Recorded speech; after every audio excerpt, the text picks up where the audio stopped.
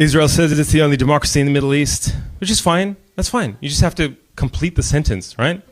The only democracy in the Middle East that gets $4 billion in military aid from the United States every year.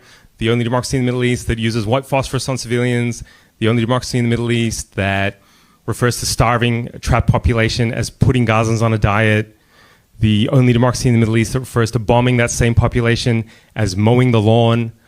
Israel is the only democracy in the Middle East whose soldiers make TikToks of their war crimes.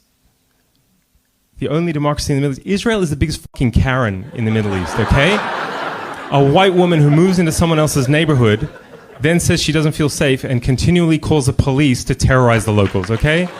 Just a brat with an unlimited murder budget. Dad, I need $14 billion for my ethno-state. The United States is like this drunk, rich, alcoholic dad who's like, all right, be good, don't spend it all at once. What does a Karen do? What does a Karen do when you call her racist? Cry, deflect, and then call you racist. Hey, Israel, stop the genocide. Excuse me?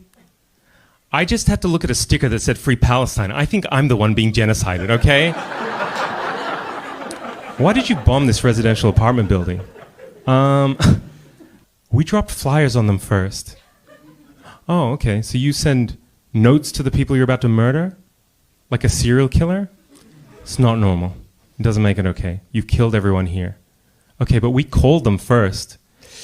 Yeah, genocide courtesy calls. It doesn't make you civilized. It doesn't make the genocide okay. How can you call it genocide when people are still alive? Yeah, it's not genocide after you exterminate everyone. It's genocide when you try, okay? And of course, everything's about October 7th. Everything's about Hamas, because of course, colonizers' favorite trick is to start the timeline when it's convenient for them. And isn't it wild?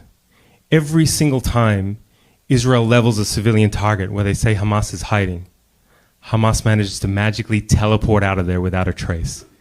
Every church, every mosque, every school, every hospital, Hamas, their tunnels, everything just vanishes.